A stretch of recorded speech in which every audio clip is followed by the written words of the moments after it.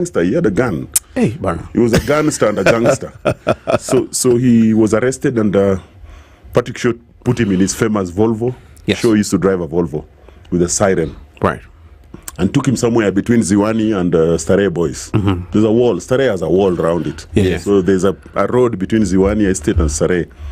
And got him out of the car and told him, I told you not to steal. Anyway, I'll release you. Go. So when he started walking, he was shot from the back, and that's how he died. That's how the life of Daniel Nicodemus ended. Which year was that? This was 1984. Yeah. And how old was he when he passed on? He was in his 40s. He was in his 40s He now. was in his early 40s. If you're in your 40s and you're still having such habits, Yes.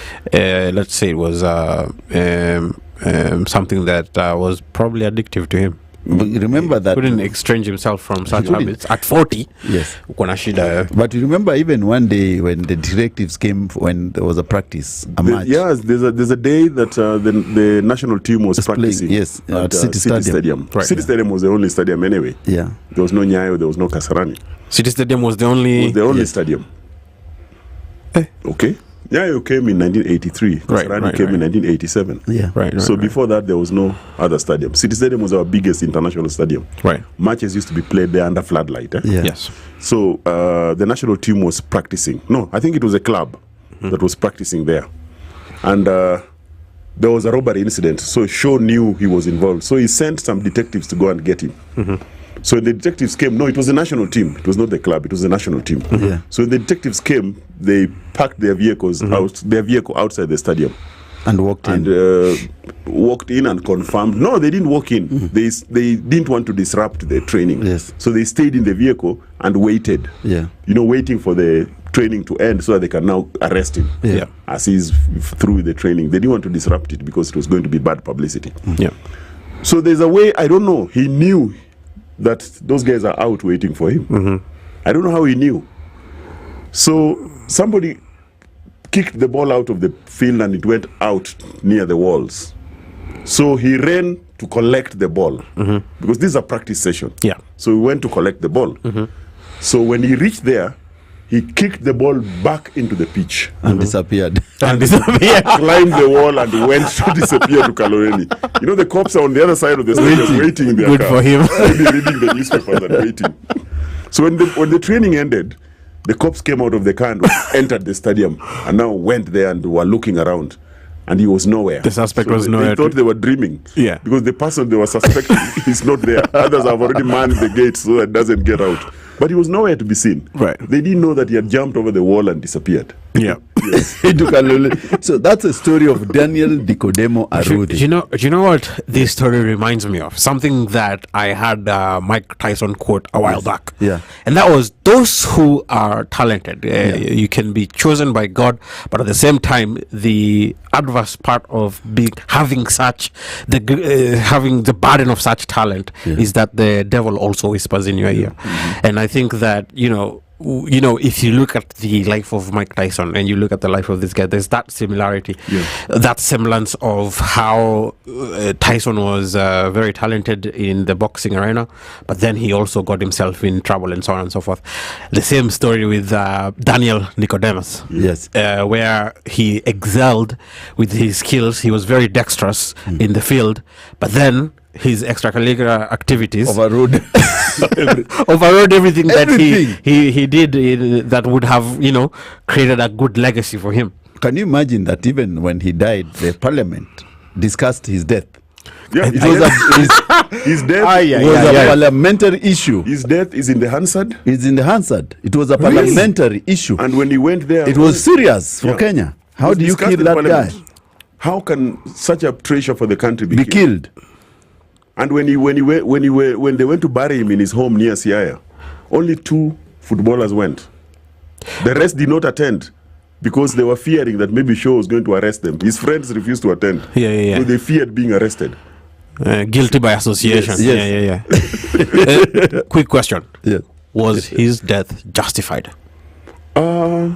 I doubt, because that was extrajudicial. Yes. It was Should have been tried. extrajudicial. It But should he have been tried so many times and even jailed for 2 years. These small jail terms of 6 months, that one those ones he had many. Ilikuwa kawaida kwake. Yeah. Fair enough.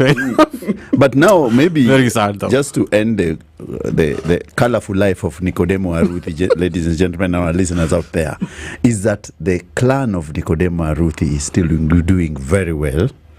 The nephew was Kevin. So he had kins. Yeah, the kins. Kevin Omondi, the nephew, was in Gor Mahia the other day. The siblings, the sister was playing for police band, maybe, and their shanties, maybe a brief history of they were excellent. The Salome's offspring were excellent. Yeah. Oh yes, they are. Some of his relatives are the ones who used to have a band called the Ashantis. The Ashantis is a band that was famous in Kenya those days, and they moved to Addis Ababa. Then after a few years in Addis, they moved to Switzerland. They're still in Switzerland, led by two brothers, Rocky Guada and Paddy Guada. Yeah. And one of their famous hits is a song called African Sunset, the signature tune of Vioja Mahakamani. Yeah. That is Sunset, yes. That's a very good tune. Played by very instrumental. Instrumental, no vocals, but very, very famous. Yeah. That's a really good tune. Band. Yeah. And a nephew, Kevin Omondi, was in Gor Mahia the other day. Yeah, played for Gor Mahia. So gentlemen, but nobody inherited the dark side, the dark traits. Is there anyone who inherited those? Is there anyone we have to be watching out for?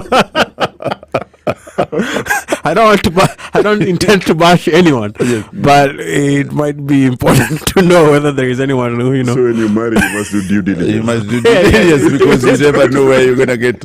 Maybe Oduo, I know Oduo, you are going to run for some other errands. Maybe you can tell us. And I was telling my good friend Dennis here that when people hear Stella Awinja and Box, the history of Stella Awinja and Box, and what killed Stella Awinja, Muka, and why do we call that hostel, which was bought from the university, Stella Awinja?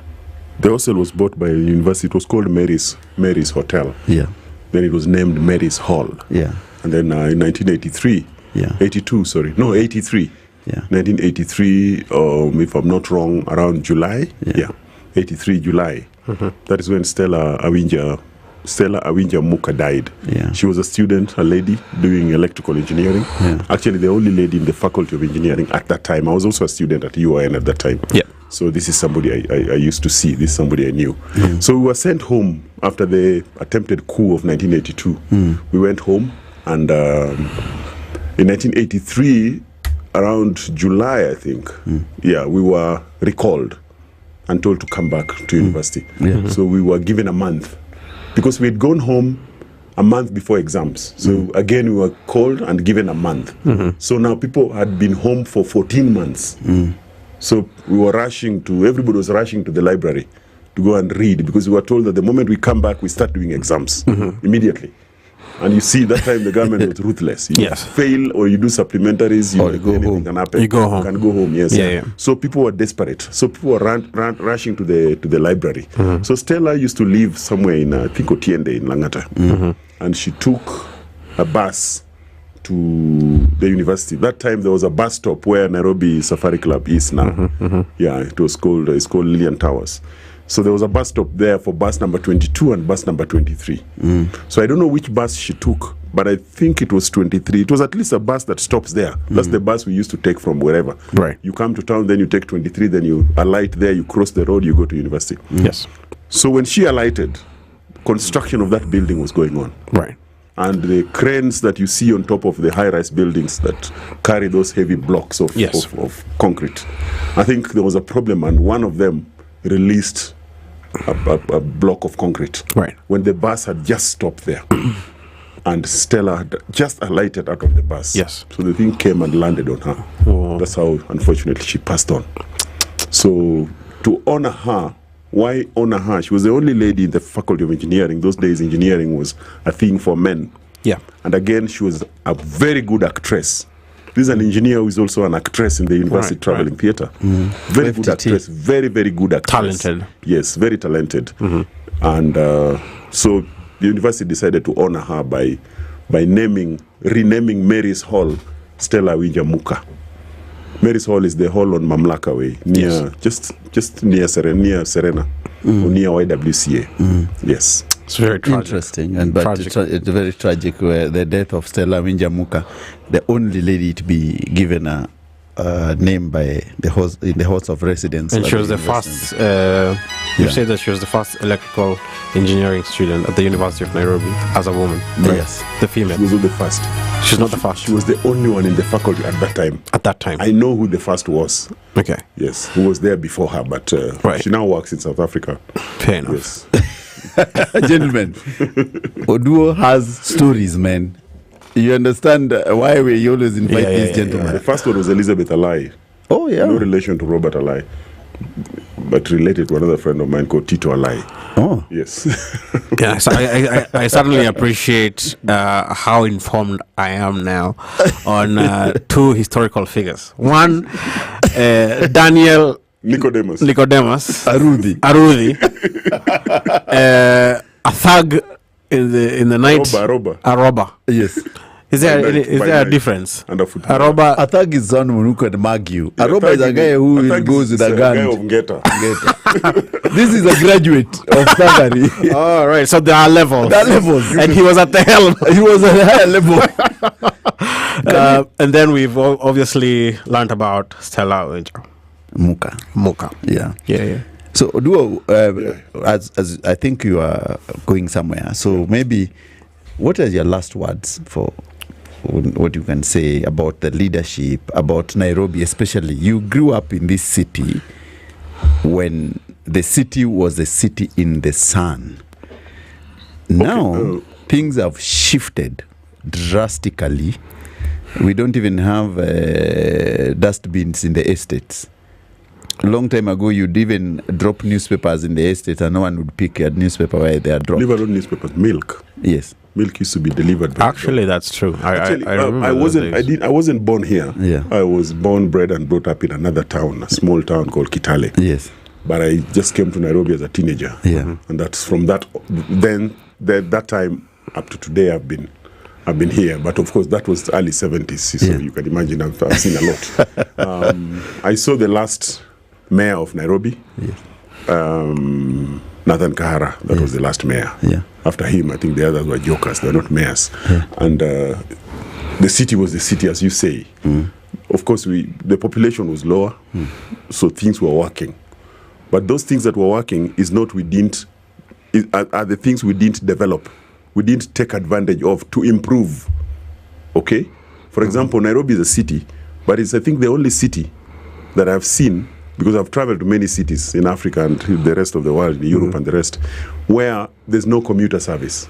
Because commuter service is normally a joint venture between the city authorities Yes. and the government of the day and the private sector investors. They work together Yes. to have a commuter service. Yes. So without a commuter service, you have the chaos that we have in matatus. And that chaos comes with many things. Congestion, robberies, abductions, everything, name it. You see? Shooting. Yeah, unhealthy working conditions, noise pollution, all that. Because there is no commuter service. Now, all is not lost. It can work. Because we've seen the expressway work. Yes. What if we had a commuter service, the expressway, that comes from Mlolongo all the way to Udhiru? You see? Yeah. Start with that. Yeah. And then have another expressway from Ngong to Kayole. So that the city is traversed by an X symbol. And people get services that are reliable and services that are trusted. Yeah. Because for now, you can't trust and you can't know when you will reach somewhere for a meeting. Very inconsistent. And That's very true. inconveniencing and Very inconveniencing and very painful. inconsistent. And Painful. very painful, yes. And I think one of the hallmarks of major cities in the world is that sense of reliability. Yeah. For example, if you go to a city like Sydney, you can see when the tram will arrive at what time and at what time you can get to a certain destination. Yeah. And that's not something that you can easily predict in Nairobi. And that's All these things that we do in Nairobi require planning. But if you can't plan your day, then can you plan something big? No, you if you cannot. can't plan your day. Yeah. In Nairobi, you can't plan your day. Whether you are driving, whether you are in what, you cannot, because there's no reliable commuter service. Yes. Yeah. Okay. If I can just now the other thing that I've noticed about Nairobi, and I wanted to get your point on this, is immigration. I just moved back to Nairobi some few years back, but I've noticed that there is a lot of people from different parts of Africa that are now here. Is that something that you have noticed yourself? Yes, I've noticed, because one of the easiest cities or countries to enter and leave is Kenya. You don't need a visa, you don't need this, and nothing will happen. Is to that you. good or bad? Nothing will happen to you. Is that a good thing or a bad thing? It's very It's bad. both good and bad. It's very bad, actually and It's very sad, isn't it? But you see, if people are coming in illegally, Well, that's what I'm it's intimating. very easy for a foreigner to come to Kenya and stay, and nothing will happen. Look at the people who are selling jugus and mandazis and black tea in town. They're all Burundians. They are Burundians. All Who of cares them. about their agenda? Nobody cares. Look at Can they be a security problem? yes, they We are. Absolutely. don't know. 100%. Yeah, we don't know, because we don't have their records from You where see- they've come from. You see, And we are accommodating them. That's a big issue for me. maybe just to before you close or do on that point is that the Burundians are selling tea. The Rwandese are selling for barber us. shops. Barber shops. Yes. And the Congolese and the Burundians are also selling us socks. The Chagas are selling us socks. The Ugandans are in River Road and everywhere else. Selling chicken and Nigerians. Yeah. And the Congolese, in fact, Kenya has been divided according to nationalities. Yeah. And it's for everyone's take. Even where they live, yeah. Even where they live. So which is a big problem. It's a big problem because if you try today to enter Tanzania, the first thing you're asked, you're coming to Tanzania for how many days? Yeah, and what's your agenda here? What's your agenda and where you're going to sleep? Yeah. And who has invited you? Yeah. Before you enter that country, that person has to pick that call. You can't just walk in. Mm-hmm. If They it's have a to confirm that has to indeed confirm. this is something that we have If planned. it's a He's going to conference, stay. yes, if it's a conference, the owners of conference must be present Yeah. to say Dennis is our guest. Right. Nyumba Kumi will certify Yeah. that this guy is staying for 5 days. Yeah. The hotel he's staying, the hotel will confirm it's only 5 days. Yeah. So there's no monkey business in Tanzania.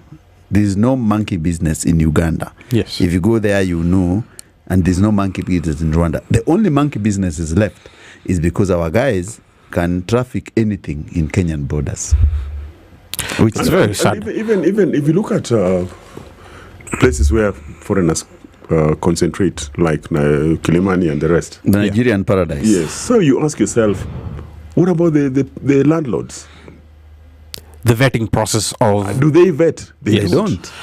there should be like a point system they don't of care. identifying Yeah, whether this they don't- person they don't is care. staying in this country. You come, you have your money, legally. they'll give you the house. Whether you're going to Without use it as a yes. butchery or a laundry or a shop or a what, they don't care. Do you think we have the infrastructure? Housing policy and rules and regulation and bylaws. No, but in general, from a government standpoint, do you think we have the infrastructure to address this? Because it's going to be an issue for our younger children, our generation. Even if we don't have it, we can create it. Actually, I think we should create Oduo, it very quickly. Oduo, remember the bylaws are very clear. Right. Even pulling your suitcase is against the bylaw. You Yeah. remember that? The city bylaw. Yeah. If you read the city bylaws, they are preposterous, by the way. You cannot cut a tree at their backyard without a license from city council. Till today. You can't. In Kigali, it is effected. You can't. Even in Nairobi today, Even in your own compound. you can't even in Nairobi cut a And you tree can't behind. You burn can't. rubbish and smoke billows up in the air. In there. That happens all the time in Kigali Nairobi. will come for you. Really? Yes. Yeah. They're supposed to be. Come for you. So, Oduo, thank you very much. Yeah. Let me just appreciate You're that welcome. you've come to this show. Maybe we expect you again on Saturday. Yeah, let's hope so. Let's hope so. We can have another conversation on Saturday about. Thank you sports very and all much, that. Mr. Oduo. Thanks, Charles. So that was Bethuel Oduo, a great man, a man who has seen it all. He's a baby boomer. He's been around the block. He's been around the block. He's been around the block. No doubt about that. Thank you, DJ Chams. Please can give us some music as we continue with my brother here, Deno. It's 94.4 Spice.